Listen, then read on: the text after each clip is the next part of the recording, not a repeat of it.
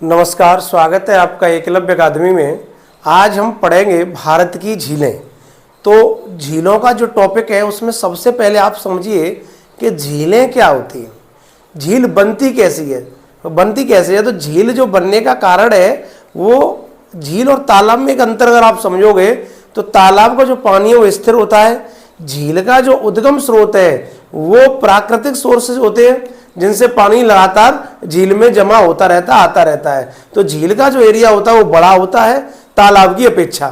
तो झील में पानी का सोर्स जो होता है वो प्राकृतिक होता है, नेचुरल होता है। तो सबसे पहले हम झीलों के प्रकार के बारे में पढ़ेंगे, कैसे कैसे झील बनती है और झीलों को किस किस नामों से किन किन राज्यों में जाना जाता है उसको हम पढ़ेंगे। तो पहले सबसे पहले पढ़ते हैं झीलें। सबसे पहले झील है कि जो झील है वो झील कौन कौन से प्रकार की झीलें होती, कैसे कैसे झीलें बनती हैं। तो पहले नंबर का अगर आप समझें तो विवर्तनक झील। विवर्तनक झील,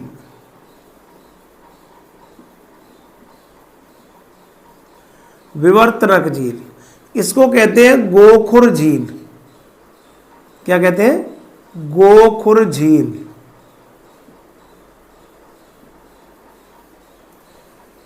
तो विवर्तनक या गोखुर झील किसे कहते हैं, कैसे ये झील बनती है उसके बारे में समझेंगे। तो ध्यान ये रखें कि अगर कोई पर्वत है, कोई पर्वत है और पर्वत में दरारें पड़ जाती हैं, पर्वत में दरारें पड़ने के कारण, जैसे मान लो किसी अपर्दन के द्वारा, जैसे वायु के अपर्दन के द्वारा, ठीक है, या मान लो बर्फ के अपर्दन के द्वारा, तो जो झीलों में जो पर्वत है उस पर्वत में जो दरारें पड़ जाती हैं, क्या पड़ जाती हैं? पर्वत में दरारें। जैसे मान लो इस पर्वत को काट दिया गया और काट के इस तरीके से दरारें इसमें पड़ गई, तो पर्वत में जो दरारें पड़ जाती हैं उन दरारों में जो पानी जमा हो जाता है, जैसे वायु के मतलब वर्षा के द्वारा, बर्फ के द्वारा, तो जो पानी जमा हो जाता है पर्वतों की दरारों में उसे विवर्तनक झील कहते हैं। क्या कहते हैं? विवर्तनक। तो इसका मतलब विवर्तनक मतलब क्या हुआ कि पर्वतों के बीच आई दरारों में, आई दरारों में पानी के जमा हो जाने पर, पानी के जमा हो जाने पर विवर्तनक झील या गोखुर झील का निर्माण होता है। गोखुर झील का निर्माण होता है। गोखुर झील का क्या होता है? निर्माण होता है। तो पहला आपने समझाओ विवर्तनक झील क्या है कि पर्वतों के बीच आई दरार, पर्वतों के बीच आई दरार और उसमें पानी के जमा हो जाए, बड़े पैमाने में, बड़े स्तर पर पानी के जमा हो जाए। अब आप जानते हो पर्वतों के बीच थोड़ी सी दरार आई उसमें पानी भर गया तो उसे तो झील कहेंगे नहीं। एक बड़े पैमाने पर जब पानी जमा हो जाता है तो उसको हम गोखुर झील या विवर्तनक झील कहते हैं। इसका अगर हम एग्जाम्पल समझे कि इसका एग्जाम्पल क्या है, ऐसी कोई झील भारत में है या नहीं, ऐसी कोई झील भारत में है या नहीं जिसे गोखुर झील कहा जाए, तो आपने नाम पढ़ा होगा वुलर झील। वुलर झील, जो ये वुलर झील है ये आप जानते होंगे जम्मू कश्मीर में। वुलर झील कहाँ है? जम्मू कश्मीर में है और ये भारत की सबसे बड़ी झील है जो कि मीठे पानी की है। तो भारत की मीठे पानी की सबसे बड़ी झील वुलर झील है। कौन सी है? वुलर झील है। और इस वुलर झील को कौन सी झील के नाम से जाना जाता है? विवर्तनक झील का ये उदाहरण है। किसका उदाहरण है? विवर्तनक झील का उदाहरण है। अब नंबर सेकंड, दूसरा आप समझिए हिमानी निर्मित झील। हिमानी निर्मित, हिमानी निर्मित झील,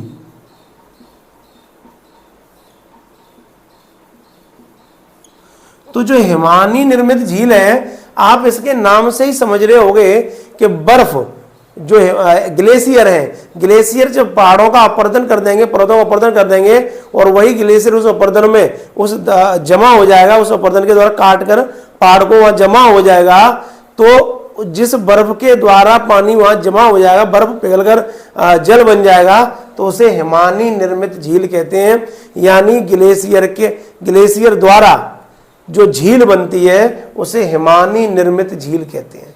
ये हिमानी निर्मित झील का जो उदाहरण है, किसका क्या क्या एग्जाम्पल है, तो इसका एग्जाम्पल है नंबर 1 राकसताल,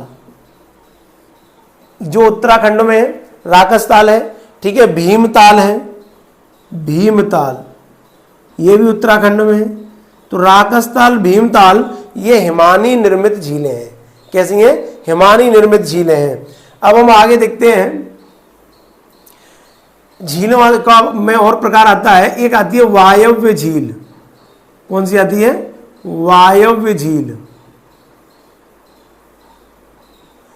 तो जो वायव्य झील है ये क्या है? वायव्य झील का मतलब वायु के अपर्दन से, जैसे वायु जैसे तेज हवा मिट्टी को बहाकर अपने साथ दूसरी जगह ले जाती है।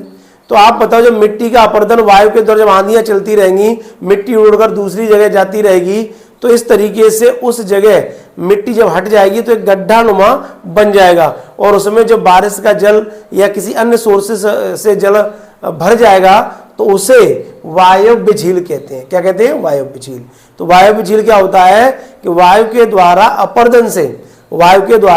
अपर्दन से मिट्टी हटाकर दूसरे स्थान पर पहुंचा दी जाए, और जहां से मिट्टी हटी है वहां एक गड्ढा नुमा हो जाए, और वहां जब पानी जब जमा हो जाता है तो उसे वायव्य झील कहते हैं। क्या कहते हैं? वायव्य झील कहते हैं। और इसके जो एग्जाम्पल अगर आप देखो कि इसका एग्जाम्पल क्या है, तो इसका एग्जाम्पल है सांभर झील। राजस्थान में है ये सांभर झील। तो जो सांभर झील राजस्थान में है, ये किस झील का उदाहरण है? तो ये आपकी वायव्य झील का उदाहरण है। वायु के अपर्दन से झील बनी हुई है, खारे पानी की झील है, आगे भी हम समझाएंगे। वायव्य झील के बाद आती है जो ज्वालामुखी से बनती है, ज्वालामुखी क्रेटर झील। क्रेटर झील कह लें या कह लो आप ज्वालामुखी द्वारा बनी झीलें।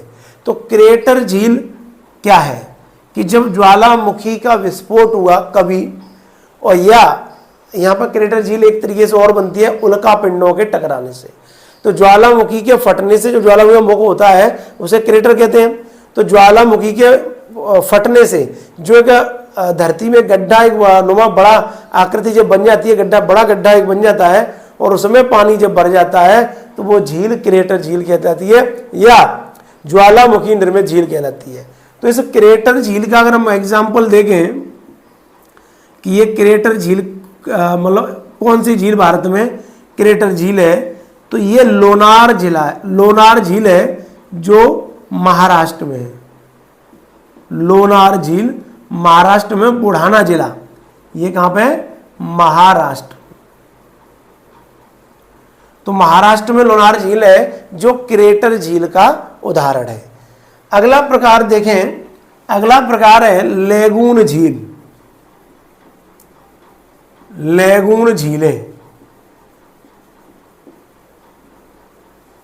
तो जो लेगून झीलें, इसका मतलब क्या है? लेगून झीलों का मतलब है कि जिन झीलों में लवणता यानी नमक की मात्रा ज्यादा होती है उन्हें लेगून झील कहते हैं। जिनमें नमक की मात्रा ज्यादा होगी उन्हें क्या कहेंगे? लेगून झील कहेंगे। लवणता ज्यादा होना लेगून झीलें होती हैं। इन लेगून झीलों के जो एग्जाम्पल हैं, कौन कौन सी झीलें भारत में लेगून झीलें हैं? तो आप जानते हो कि भारत की सबसे बड़ी जो झील है चिल्का झील। भारत की सबसे बड़ी झील चिल्का झील जो कि उड़ीसा में है, ये लेगून झील का उदाहरण है। भारत में जो सांभर झील है ये वायव्य झील का उदाहरण तो है ही है, लेकिन लवणता के आधार पर ये लेगून झील है। तो सांभर झील जो कि राजस्थान में अभी समझाया हमने, ये भी एक लेगून झील है। एक केरल में झील है पेरियार। कौन सी झील है? पेरियार झील है। पेरियार झील ये भी हमारी लेगून झील का उदाहरण है। लेगून झील का उदाहरण है, लवणता इसमें ज्यादा पाई जाती है। तो ये झीलों का एक प्रकार हुआ कि कौन कौन से प्रकार की झीलें भारत में हैं। अब किन किन राज्यों में कौन कौन सी झीलें हैं उनको हम आगे पढ़ते हैं, तब तक आप इसका स्क्रीनशॉट ले लो।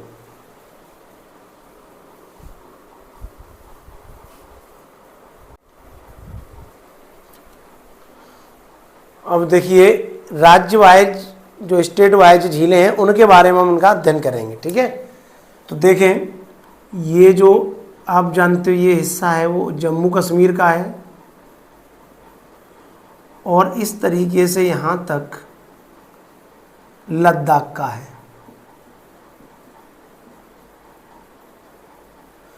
तो सबसे पहले हम लद्दाख के बारे में पढ़ेंगे कि लद्दाख में कौन कौन सी झीलें हैं। लद्दाख, तो लद्दाख में कौन कौन सी झीलें हैं इसके बारे में पढ़ेंगे। तो देखें, नंबर 1 है इत्सो मुरारी। इत्सो मुरारी, तो इत्सो मुरारी जो झील है वो लद्दाख में है। दूसरी झील है पेंगांग, पेंगांग त्सो झील। पेंगांग त्सो झील, जो इत्सो मुरारी झील है ये भारत की सबसे ऊंचाई पर, सबसे अधिक ऊंचाई पर स्थित झील है। तो भारत की सबसे अधिक ऊंचाई पर, तो सबसे अधिक ऊंचाई पर, सबसे अधिक ऊंचाई पर, तो सबसे अधिक ऊंचाई पर कौन सी झील है?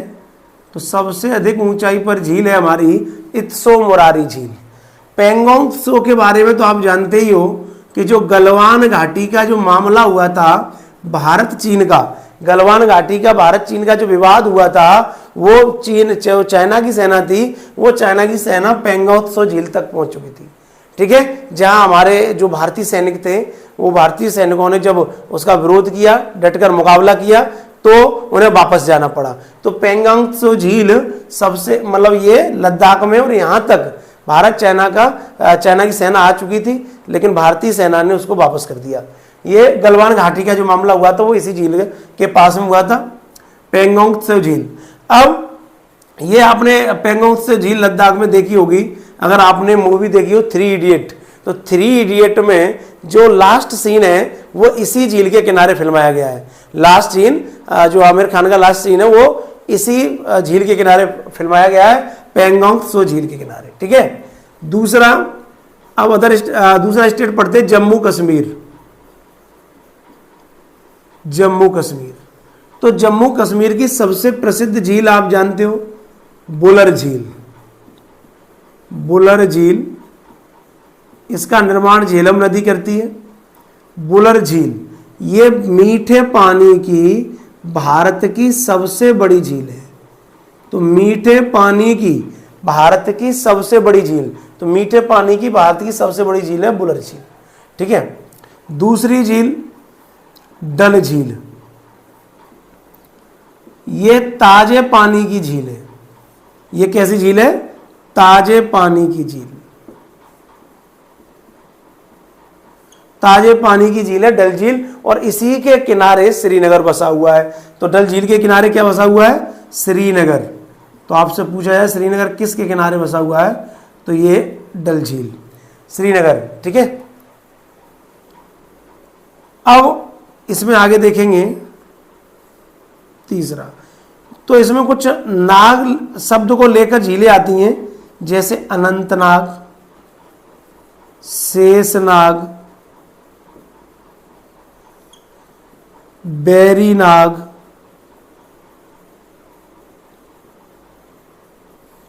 तो अनंतनाग, शेषनाग, बैरीनाग, नागिन, नागिन झील, ये सभी झील जम्मू कश्मीर में है। कहां पे है? जम्मू कश्मीर में। तो उम्मीद है समझ में आई होगी ये झीलें, ये जम्मू कश्मीर की झीलें हो गई। अब हम चलते हैं हिमाचल प्रदेश।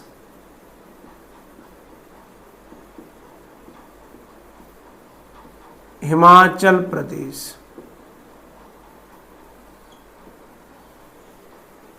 हिमाचल प्रदेश के बारे में अगर हम देखें तो इसमें कौन कौन सी झीलें हैं, तो हिमाचल प्रदेश में एक झील है सूरज ताल। कौन सी झील है?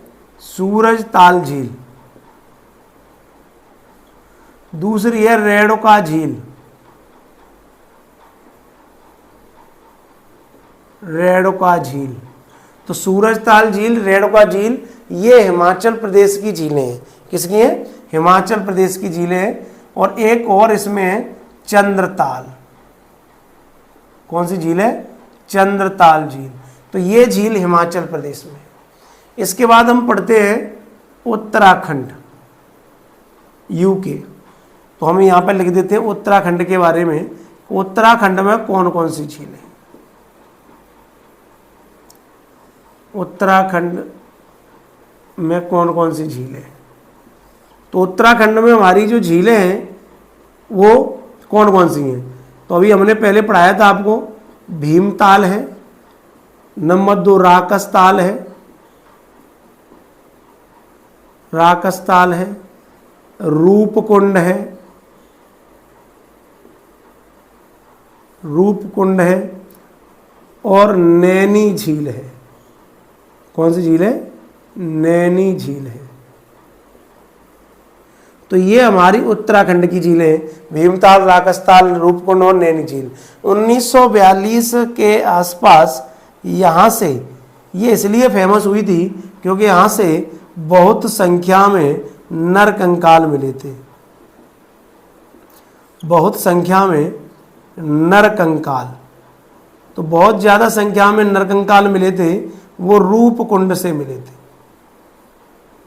बहुत संख्या में नरकंकाल मिले थे 1942 के समय। तो आप ये इतना पहले इन 4 राज्यों के बारे में आप लिख लीजिए, फिर एक एक करके आगे पढ़ाते हैं। स्क्रीनशॉट ले लो आप।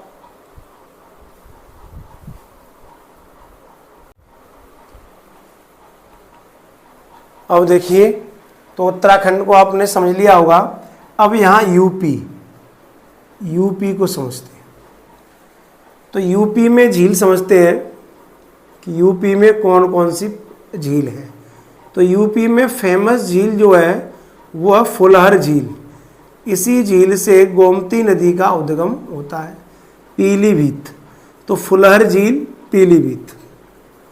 तो फुलहर झील नंबर 1 यूपी में है। दूसरी झील है कीठम झील। कीठम झील, और आप जानते हो कि जो कीठम झील है ये आगरा में है। कहाँ पे? आगरा में। तो कीठम झील आगरा में, फुलहर झील पीलीभीत। यूपी के बाद यहाँ सिक्किम में देखते हैं। सिक्किम,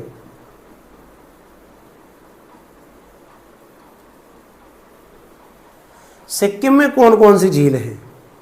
तो सिक्किम में आप देखिए, सिक्किम में झील है चोलाम, चोलाम झील है, और दूसरी है सांगमो। दूसरी झील कौन सी है? सांगमो। तो सिक्किम में चोलाम और सांगमो 2 झील हैं। तीसरी बात आती है यहां अरुणाचल। अरुणाचल, अरुणाचल में कौन कौन सी झील है? तो अरुणाचल में देखिए आप कि अरुणाचल में कौन सी झील है। तो जो अरुणाचल में झील है वो है साला झील। अरुणाचल में कौन सी झील है? साला झील। अरुणाचल में साला झील है। अरुणाचल के बाद यहां आता असम।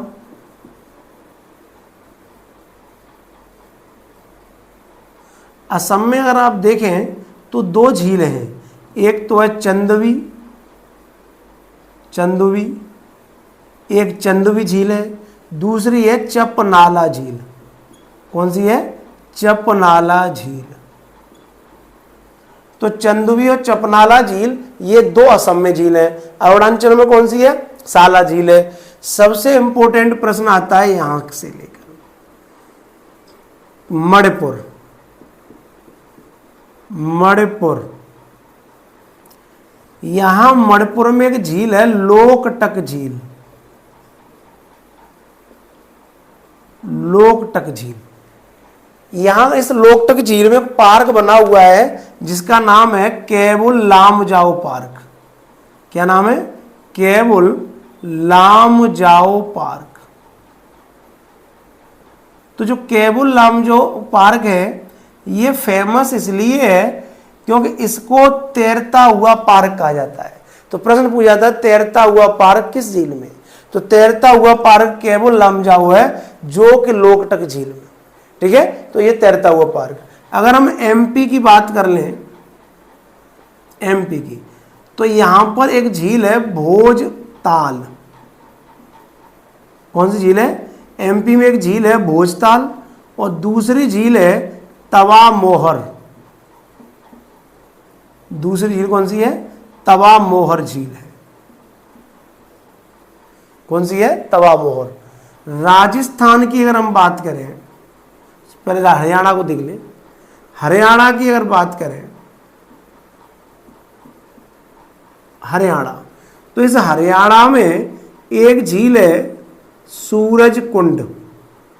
और सूरज कुंड का फरीदाबाद में मेला लगता है, तो सूरज कुंड झील है हरियाणा में। ठीक है, एक है बड़खल, एक झील है बड़खल। तो बड़खल झील और सूरज कुंड झील ये किस स्टेट में? ये हरियाणा में। अब आप पहले इतना नोट कर लीजिए, फिर हम आपको और झीलों के बारे में समझाएंगे। तो आप पहले नोट कर लो इसको।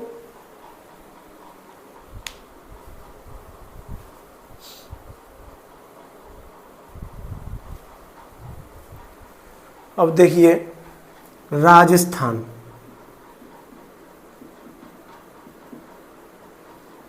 तो जो राजस्थान है उस राजस्थान में कौन कौन सी झीलें हैं? तो राजस्थान में कौन कौन सी झीलें हैं इनको हम पढ़ेंगे। तो राजस्थान में एक झील है सांभर झील, ये आप अभी हमने पढ़ाया था आपको, सांभर झील। एक झील है पुष्कर झील, पुष्कर झील। एक झील है पंचभद्र। ठीक है, एक झील कौन सी? पंचभद्र है। डिंडवाना है, डिंडवाना झील है। नक्की झील है। केवला देव है, केवला देव झील है।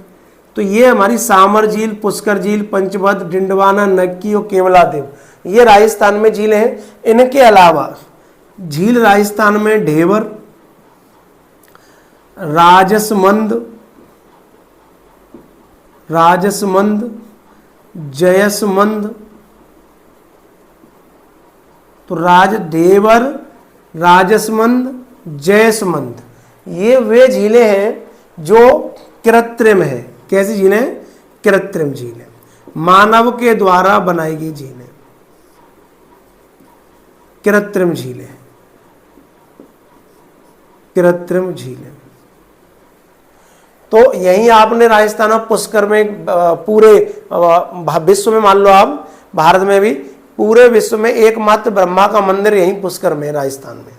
ठीक है, तो ये राजस्थान की झीलें हैं। ढेबर, राजसमंद, जयसमंद ये कृत्रिम झीलें हैं। सांभर, पुष्कर, पंचभद्र, डिंडवाना, नक्की, केवलादेव ये हमारी राजस्थान की झीलों के बारे में होगा। अब हम बात करते हैं गुजरात। गुजरात, तो जो गुजरात में झील है वो है नल सरोवर। गुजरात में कौन सी झील है? तो गुजरात में झील है नल सरोवर। कौन सी है? नल सरोवर। दूसरी झील है हमीरसर, हमीरसर। तो गुजरात में नल सरोवर और हमीरसर ये दो झीलें हैं। इसके बाद आ जाते हैं मुंबई, महाराष्ट्र। महाराष्ट्र, तो महाराष्ट्र में झीलें कौन कौन सी हैं? एक तो फेमस झील है, आप जानते हो, एक लोनार झील जो ज्वालामुखी झील है, लोनार झील ज्वालामुखी से बनी हुई झील है। दूसरी है पोवई झील है। तीसरी है उदय सागर।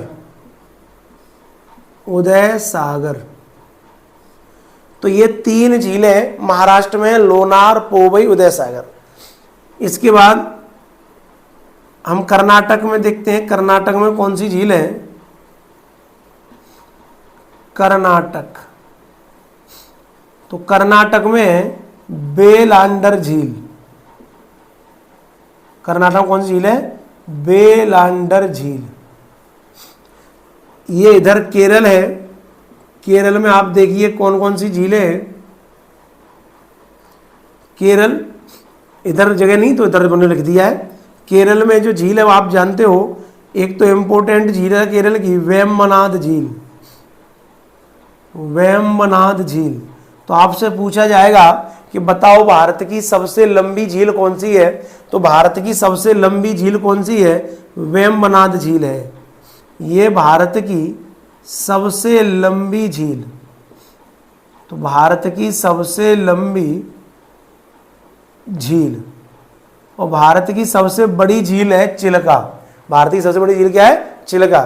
तो वेम्बनाड झील भारत की सबसे लंबी झील है। इसी पर भारत का सबसे छोटा हाईवे NH-47A, तो NH-47A जो हाईवे है वो इसी वेम्बनाड झील पर है। और इसी पर एक द्वीप बसा हुआ वेलिंगटन द्वीप।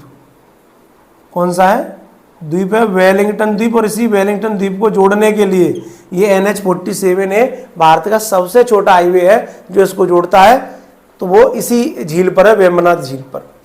इसके बाद अष्टमुदी झील। अष्टमुदी झील, एक झील है संस्थान कोट्टा झील। संस्थान कोट्टा झील। एक है पोन्नामुदा। पोन्नामुदा झील जो केरल में नौका दौड़ प्रतियोगिता होती है, जो केरल की सबसे फेमस मतलब खेल है नौका दौड़, वो इसी पोन्नामुदा झील पर होता है। कहाँ पर होता है? पोन्नामुदा झील पर होती है। और इस केरल में कौन कौन सी झीलें हैं? वेम्बनाड है, अष्टामुदी है, अष्टामुदी है, संस्थान कोट्टा और पोन्नामुदा झील है। ये केरल की झील है। तो ये आपको इतना आप नोट कर लीजिए, फिर इसको हम पूर्वी घाट वाली झीलें समझाते हैं। नोट कर लो, आप स्क्रीनशॉट ले लो।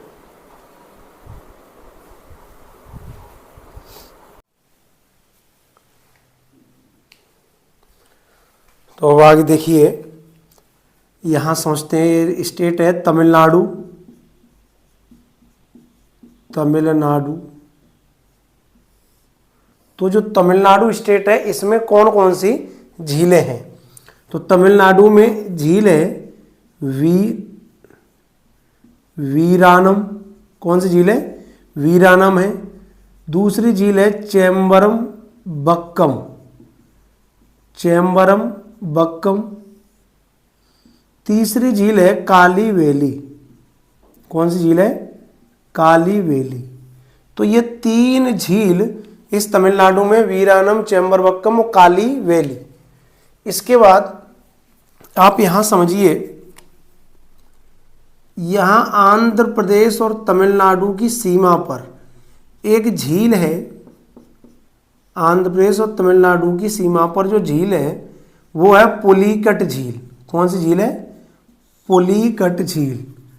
और इससे प्रश्न पूछा गया था, आईएएस प्री में आया था कि पुलिकट झील का विस्तार किन 2 राज्यों में है? तो पुलिकट झील का जो विस्तार है वो एक तो आंध्र प्रदेश में है, आंध्र प्रदेश और तमिलनाडु, इन दोनों राज्यों में इसका विस्तार है। आंध्र प्रदेश में 84% हिस्सा है और तमिलनाडु में 16% हिस्सा पुलिकट झील का तमिलनाडु में है। इसके बाद आंध्र प्रदेश में एक झील आती है जिसका नाम है कोलेरू झील। कौन सी झील है? कोलेरू झील। कोलेरू झील, ये कोलेरू झील आंध्र प्रदेश में आती है, आंध्र प्रदेश में। ठीक है। इसके बाद यहां तेलंगाना में 2 झील आती हैं।